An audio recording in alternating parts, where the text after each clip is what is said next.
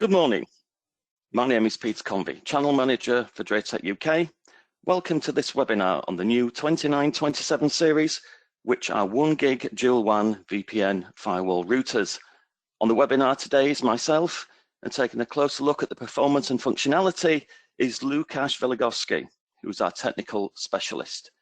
I'm pretty excited about the 2927 because whilst it looks like some of the routers in the remainder of the range, it's had a complete redesign internally, and it's our first 1 gig dual WAN in this class of product. Taking a look at the agenda, we'll be covering overview of the router range, where the 2927 series fits, followed by a product comparison between the 2927 and the 2926, and Łukasz will take you through the router performance. A look at the physical interfaces, management console, and key features. Then I will rejoin you to go through the different models and where to go to find comparison charts and collateral, followed by a Q&A section with our CTO, Alex Shuka, at the end. The 2927 series can be managed by Dratec ACS, meaning you don't have to go to site to inspect the device. Using ACS, you can perform this remotely.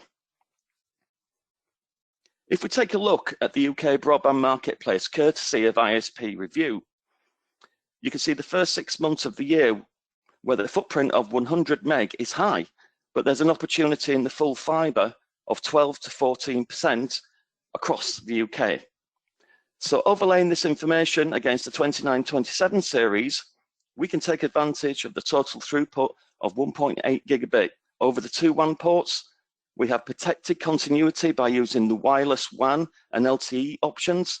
From a traffic perspective, we can optimize traffic by deploying up to 8 VLANs, app quality of service, as well as load balancing. Because of the flexibility of traffic optimization, we can use more cloud-based apps, as well as managing the router remotely. Let's take a look at where the 2927 sits in the range. Looking at the router, starting with the 2762 through to the 3910, and looking at the firewall throughputs, there's a significant jump. So starting with the 2762, 300 meg, 2862, 400 meg, 2952, 500 meg, and then the jump, 3910, 10 gig. If we follow the naming convention, then it sits between the 2926 and the 2952. However, looking at the throughput alone, it sits just under the 3910 with a throughput of 1.8 gig when using dual WAN. And now I'm going to hand over to Łukasz. Łukasz, you there? Thank you, Peter. So my name is Łukasz Waligórski. I'm one of the product specialists at Dratec UK, and my everyday job is to get new and existing Dratec routers and other products tested and evaluate the set of features. And I have a pleasure to introduce you guys into our latest Vigor 2927 router and its features and capabilities. So now let's have a look at the existing Dratec UK 2927 and 2926, so we can compare them two. And as you can see, both of them come with the 1 gigabit interface, so nothing has changed there. However, when we look at the LAN set of ports, we've got the 5 gigabit ports, dedicated LAN ports, and there's even an option of 6 ports because our 1-2 interface is a switchable port, so we can have 1-2 or LAN 6 port here. One of the key features I would like you guys to remember from this presentation is that the 2927, Peter mentioned, can handle up to 1800 megabits per second total firewall throughput. So by not throughput, we mean the traffic coming from LAN and being sent out through WAN interfaces or received from the internet and then delivered to any of the LAN devices.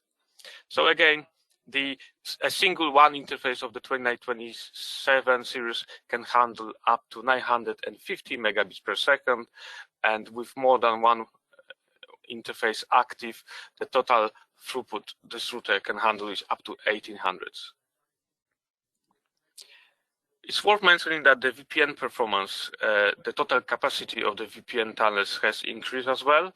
So the first 16 IPsec VPN tunnels are supported by hardware acceleration. This results in higher IPsec performance of up to 800 megabits per second. Higher SSL VPN performance is also improved here, so up to 120 megabits per second for up to 25 SSL VPN tunnels can be achieved. And the new feature for the 29 series that we never had before in the UK is the SIM slot. The 2927 LAC comes with dual SIM LTE model.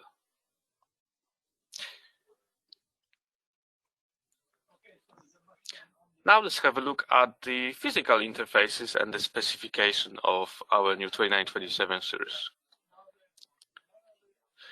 So as usual, you would expect the LED status on the left. So we have indicators for, let's say, ACT. If it's flashing, obviously the router is up and running, that's expected. And some of the other LEDs would indicate that, let's say, 1.1 or 1.2 is up and running as well. Then we have a USB port or USB ports, that depends on the model, and that can be used for to connect a 3G, 4G dongle, so that can be yet another LTE connection here, a printer, or storage, or a temperature sensor.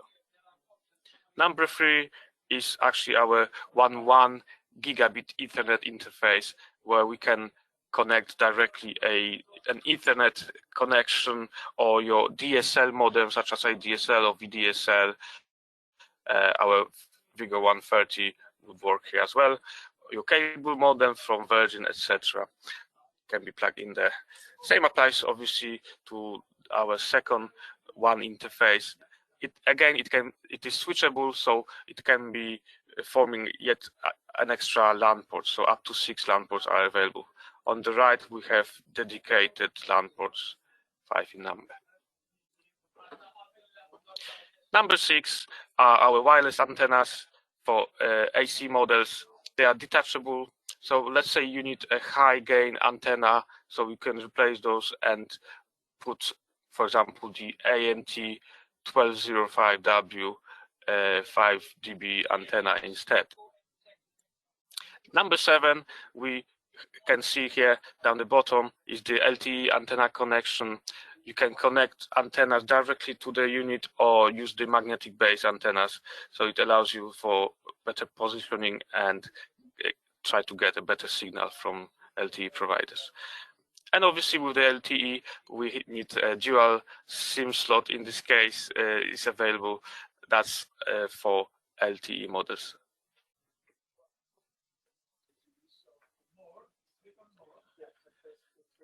Let's have a look at the JOS, the dashboards that the 2927 comes with. For most of you who are familiar with JTAG and JOS system, obviously on the left we have the main menu that allows you to access all the settings, and on top we can see the dashboard again. So let's say you are not in front of the router, you're accessing it remotely.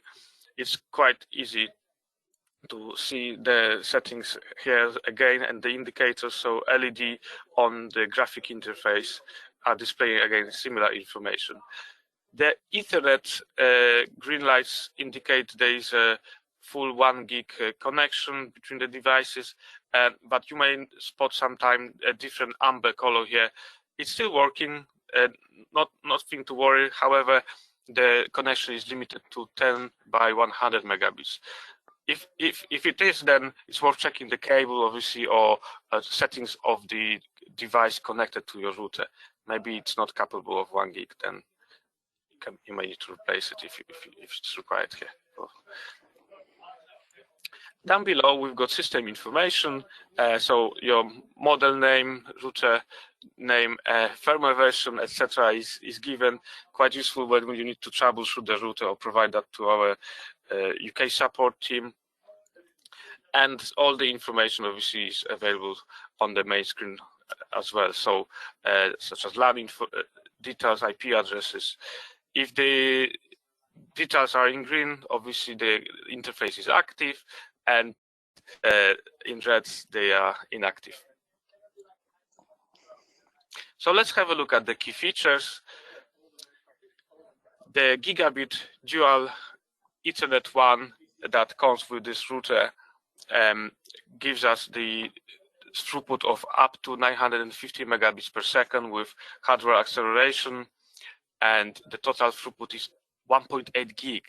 So it's one of the fastest routers in this market segment, and it's suitable for fiber to the premises or gigabit internet connections. Comes with high load balancing and failover. It's worth noting that the total throughput is still achievable with features such as firewall, content filtering, quality of service being enabled. So we don't use the performance with other features active on this router. So it's a really good piece of hardware and software released just now for you guys. So with the load balancing, it's worth noting that the route policy option are available on our routers. Here on the right, we have the load balance route policy profile. It's currently blank and comes with default settings. So we can specify which protocol we want to use. Source IP or destination IP address, destination port can be defined here. And if any of the criteria match, then the traffic will be sent through a specific WAN or LAN or even VPN interface. A gateway can be set here as well, a failover if needed. We have priority options as well, so we can give the profile higher or lower priority as well. So now let's have a look at the diagram on the left. Let's say there is a new packet coming and it's a VoIP packet. There is a route policy profile on the right configured so that any VoIP traffic should go through 1.1 interface. So the router will check, oh yes, that has matched, and it will send out the packet through 1.1 interface. Why would you do that? Well, let's imagine that your VoIP traffic is affected because there are many users on the network, and you cannot really make a phone call, or you cannot hear the caller, or so there are some issues with the voice. So you may have access to 1.1 and 1.2 internet connection, and 1.1 has no latency, or you want that interface to be dedicated for VoIP. Then route policy is a very handy tool for that, and all VoIP traffic would be then sent through 1.1. Then let's have a look at the second packet that the router may need to deal with. The source IP address is 192.168.2. something, and it should go through 1.2 interface. So again, let's say the 192.168.2 range is our LAN 2 segment, and LAN 2 is actually dedicated for our guests. So when they come, they want to access the internet, we'll give them access to that network, and maybe 1.1, as we mentioned earlier, is faster, slightly better connection, and 1.2 is maybe the DSL connection. We want them to use our backup line, so they can still access the internet, and that traffic won't impact our business connectivity. And the third packet listed here is coming from 192.168.1.10, and you can specify the traffic to go directly through an active VPN tunnel. So if the VPN one is active, the traffic doesn't matter which one interface is supporting that VPN tunnel, the traffic will be sent directly through the tunnel, and that can be also failed over to any other interfaces. Then we may get yet another packet, which is quite common, that is not actually defined by route policy. So that will end up in load balancing pool, and then the router will send that packet through, in this case, 1.1 or 1.2 interface, depends which one is available. Now let's have a look at the other feature. I have mentioned that the 2927 series, they come with 5+1 gigabit LAN ports. What's more important, I think, here is that it also supports VLANs, and up to 8 separate network can be configured. We can have up to 8 subnets. So let's have a look at the configuration page. And with the matter of few clicks, you can define which port will be part of your VLAN 0 or VLAN 1, etc. And they can be linked with subnets. So in this case, VLAN 0 is part of subnet LAN 1, no VLAN tags applied. Then VLAN 1 would be our subnet LAN 2, and so on. That's quite easy to configure. We can specify VLAN tags for each of the subnets, and if we connect a switch to, let's say, one of our trunk ports, then the switch can be defined as well. What I would like to mention here is that the 2927 and many other JTAG routers now support central switch management. So if you connect a JTAG switch, then it will be much easier for you to configure VLAN tags. You won't be able to lock yourself out. It will just allow you, with a matter of clicks, define which LAN, which ports on the switch basically are part of the correct subnets, correct LAN, and it will lock the uplink of the switch, so there will be no mess anymore, and your connection will be up and running. Now, I've mentioned that the 2927 supports 8 subnets, and obviously each of the subnet has its own details page, so we can define settings such as DHCP server, IP range use, DHCP pool, and even DNS server IP addresses on the same page. And each page is dedicated for every single subnet, so they're not copied from each other. So it's a really good option for cases where, let's say, we need to provide access to the internet or segment network, so there are, like, let's say, even up to 8 businesses connecting to this router.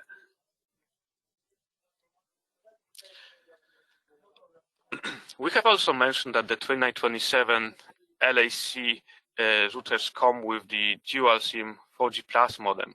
So imagine that your wired broadband is down and your internet connection is business critical. So you can have tills that are used and can register transactions, or a DSL connection is slow basically, and you need to add a additional broadband for load balancing purposes. So here we have the LTE modem built in. It's our first Cat6 modem, and it gives you double maximum theoretical speed of up to 300 megabits per second. So it's around 40 up to 40 megabits real life speed. Whereas, sorry, that was for the Cat4, and Cat6 is around 90 megabits. So it joins 2 channels together. So the theoretical speed is up to 300, and the Cat4 is 150. Obviously, the modem is backward compatible, so we can have 3G connections as well in the areas where 4G is not available. It's unlocked to any network, so we can use it with BT, EE, Free, O2 Vodafone, or Aircom. Here we have our Vigor 20620LN dual SIM router. This particular modem is not a load balancer, it's just handles a single WAN interface. So if there is one WAN active, the LTE module won't be able to connect through any of the 2 SIM cards. On the right, we have the 2862 load balancer. This particular model can handle multiple WAN connections, so 1 1, 1 2, 1 3, etc. can run simultaneously. Now, the 2927 comes with both the dual SIM slot and load balancing features. So up to 1800 total firewall throughput is available, so we can have our 1 1, 1 2 LTE, one of the LTE SIMs up and running simultaneously. So it's worth mentioning 2 SIM slots can be inserted, one of them will be active, and the router has the facility to detect if, let's say, connection through SIM 1 is down or is very slow, it will fail over to SIM 2. on top of that, you still have your 1.1 or 1.2 or both running at the same time. And here's the configuration page. Single page is used for configuration of both SIM cards. SIM 1 has higher priority by default. That can be obviously changed. And the settings for detecting the WAN connection are available here. So you can ping a specific IP address and then maybe define the latency as well. If that is exceeded, then a second SIM card will be used by the router. It's worth mentioning here that it's good to use two different providers. So, sorry, your SIM 1 would be provided by, let's say, Vodafone, and SIM 2 by EE. And there are no virtual networks which piggyback on the first one or the second one. So if your SIM 1 provider network is down, you have a chance to connect to mass and networks of the second SIM provider. So that would be kind of important for business critical applications where internet access is important. The other features that JTAG routers are famous for is the VPN solution. The standard 300 megabits per second for IPsec VPN throughput is available here, but the 2927 comes with up to 800 megabits per second total throughput for hardware acceleration. So the first 16 VPN IPsec tunnels can reach up to 800 megabits per second VPN throughput. It's also worth mentioning that up to 50 VPN tunnels, LAN to LAN or VPN to cloud, can be connected, and protocols such as IKV2, SSL or OpenVPN up to 25 tunnels with improved performance here as well, up to 120 megabits per second, or LTE are available. It's not only the LAN to LAN or VPN to cloud option available, we do have the teleworker support, similar range of protocols and number of VPNs available. What's more important, the JTAG Smart VPN client is available as well, so you can use that with our JTAG SSL VPN protocol. No license required, free to download and use on most popular platforms, including Windows, iOS, macOS, and Android. The next feature related to the VPN that you might be familiar with, because it has been released recently to our all new routers, is the JTAG VPN matcher. So let's have a look at the diagram on the left. You can see that the router has obtained an IP address of 10.54. Whatever is behind it. It's a private IP address. You may end up with those IP addresses when your router is double NATed behind another firewall, or maybe it's connected over the LTE and there is a carrier grade NAT IP address issued. Some SIM providers, it's good to ask them, can issue a public routable IP address, but if that's not available, we end up with some issues when connecting over the VPN. So JTAG came with the idea of introducing the VPN matcher. So how does it work? You just need to have VPN routers register with the same JTAG VPN matcher account. Then they can locate each other, and that allows them to establish a secure end-to-end encrypted VPN tunnel between the two routers. The other key feature that is worth mentioning here is the quality of service.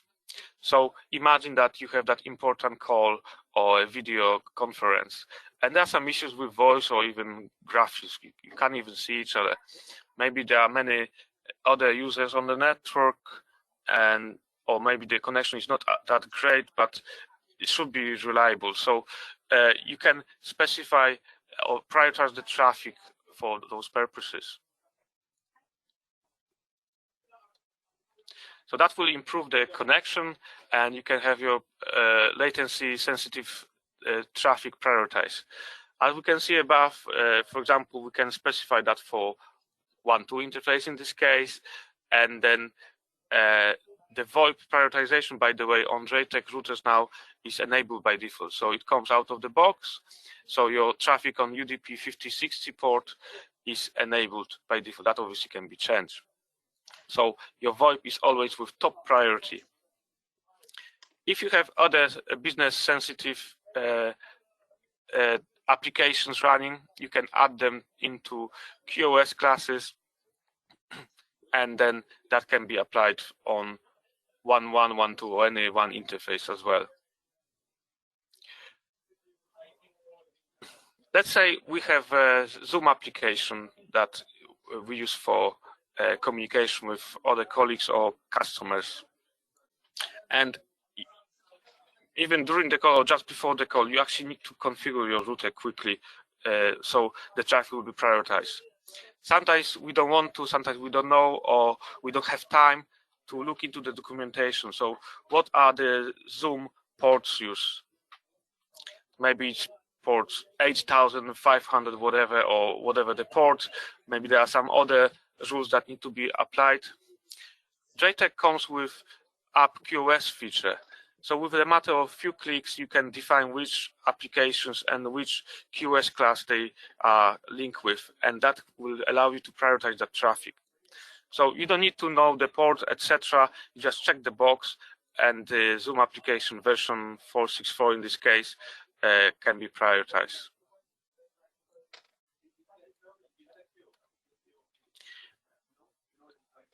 Let's have a look at the other feature, the central management. Peter mentioned that the Vigor ACS can allow you to manage a range of JTAG routers. It also can configure and manage access points and switches by JTAG. So we don't only have the opportunity to monitor them and see the status of current connections, etc. We can actually configure them, change the settings, take the backup configuration, apply a new firmware, schedule that task as well. So many options available there. But if you don't have access to Vigor ACS, but still need to manage access points or JTAG switches, you can use the built-in options on 2927 series. So by accessing the graphic interface of your 2927 router, you can configure up to 20 Vigor access points. This brings you automatic discovery, provisioning, monitoring. You can even reboot your access points remotely. And let's imagine that you have a big house and the second floor is made of is supported by 2 access points. Then the first floor has got yet another 2 access points, and maybe another 2 are downstairs on the ground floor. Each of them maybe we want to configure slightly different, so we can create profiles accordingly. Let's say floor 2, 1, ground, etc. And then we can apply each of the profiles set of settings to each of the access points, or use a default profile and apply the same settings to all of them. That's quite easy. With a matter of few clicks again, you can configure that. It's worth noting that the central IP management available on JTAG routers is free of charge, no license required for that. And the same applies to the central switch management. No license, is absolutely free, comes with the router's interface. Up to 10 Vigor switches can be configured here.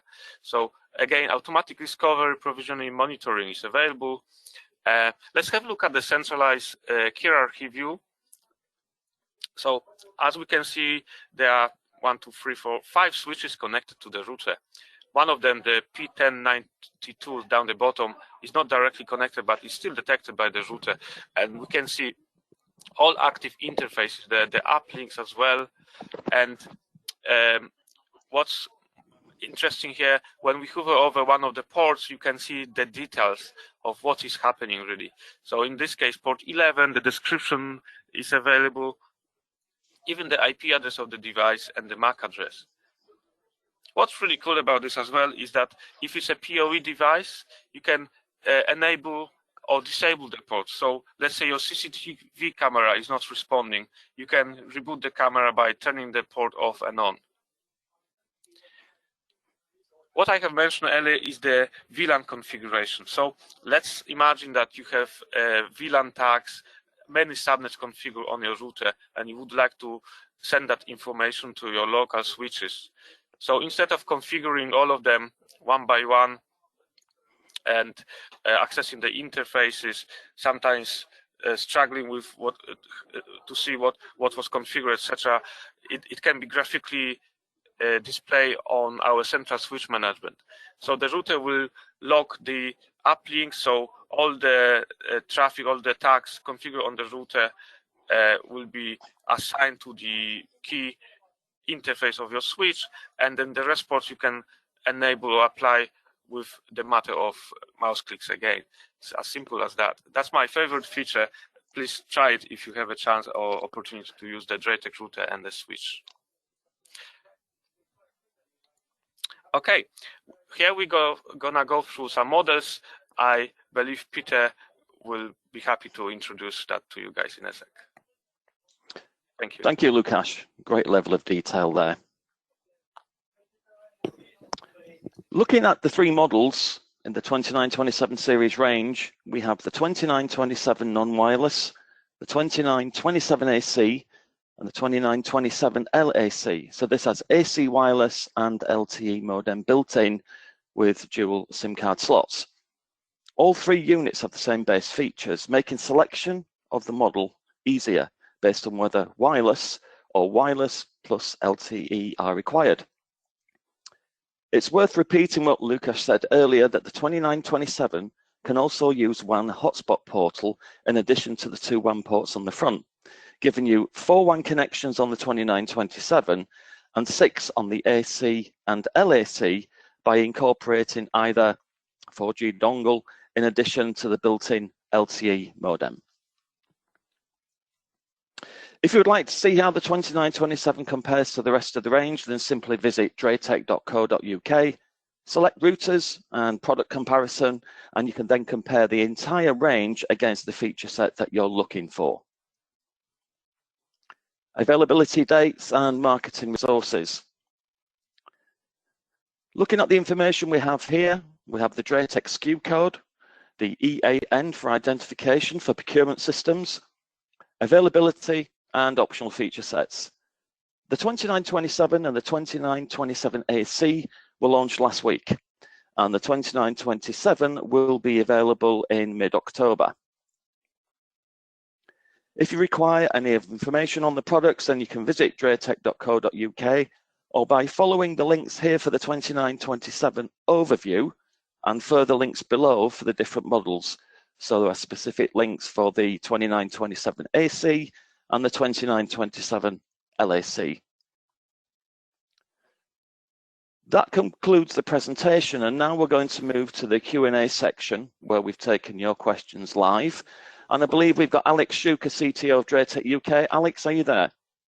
Hello, Peter. Hopefully you can hear me. That's good. Yes, thank you, Peter. And thank you everyone for the questions you've asked during the session. We've been answering those over the text back to people directly, but at the end we thought it'd be nice to just kind of ask some of the interesting questions, although all of the questions are interesting, but some of the ones that we think would be relevant to various people, to the whole audience. We thought we'd go through some of those now so that we can give everyone the answers. So if you actually have any more questions, continue to answer them, ask them. We'll be answering those over the text as well while we're doing this audio Q&A. So the first question is about the 2927 support for DSL-based connections that are delivered over a twisted copper pair line. So the question is, kind of, does it support FTTC, and what can you do if you've got a DSL-based connection? So Lukasz, are you able to fill us in on that? Thank you, Alex, for that question. That's a really good one. So obviously the 2927 comes with Ethernet ports. 1.1 and 1.2 is available there, and that gives us that great flexibility. So we can connect any of the modem really with the Ethernet interface. So let's say we connect Vigor 130, that's our ADSL, VDSL modem, and that gives you access to the fiber to the cabinet connections, ADSL. You can connect your Virgin cable modem there. So obviously the answer to that question would be yes, it is possible, and again, flexibility is available and great throughput. Thank you very much, Łukasz. Next question I've got is about load balancing and bonding. So with two active WAN ports that can be used at the same time, the question is, what are the load balancing options, and does it support bonding where both connections are combined together so that people just effectively have one internet connection, that they can get a single PC getting the full throughput of both connections? So there's no bonding as such. Load balancing feature allows you actually to get better throughput. However, in some applications where secure connection is required, for example, banks will detect that you are connecting through two different IP addresses. So you would rather have a single session run through a single WAN interface, but your computer can actually use both WAN connections with load balancing. So that is kind of improvement here and possibility. For bonding itself, you probably would have to talk to your ISP so they can link two lines together and then provide that directly into your premises. And then that can be linked with the 2927 as well.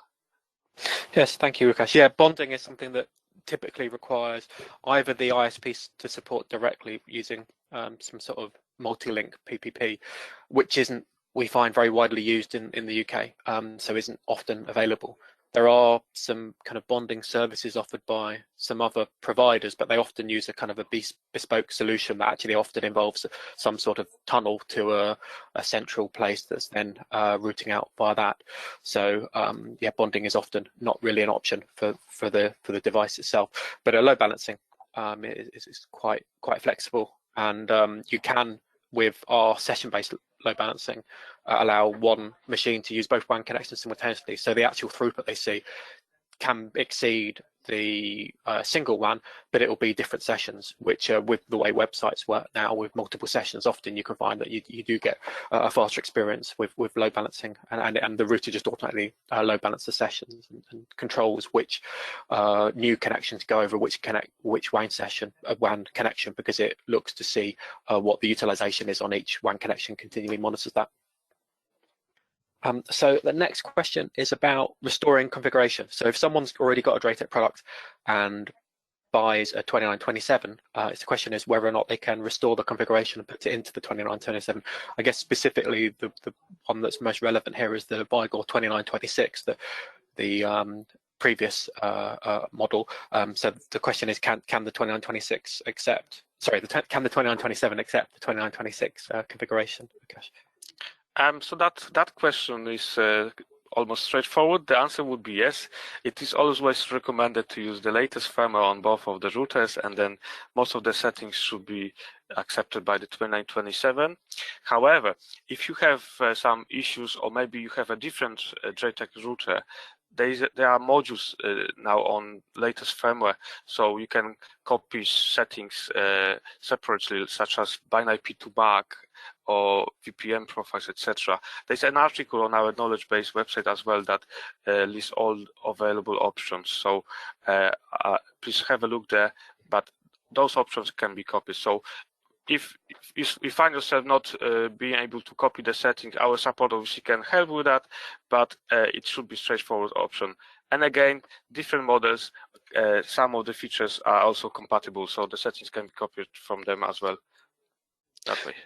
Yeah, thank you. And in the restoration page, normally it will show which other models are supported for restoration. So if you're wanting to check, you just look in the configuration page on the 2927.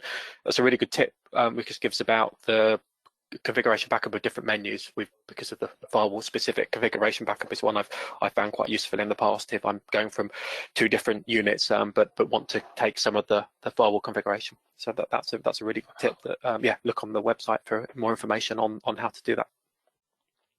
Next question is about the throughput. So some ISPs are advertising kind of 1 gigabit per second fiber products. But if we're saying the max is kind of in the kind of mid 900s megabits per second, does that mean that it can't fully utilize a 1 gig connection? So there's a question from someone just wanting a bit of clarification from us. Okay, so as every one of us would probably expect that the 1 gig connections, they always have some headover, so there is some bandwidth loss for packet headers, etc.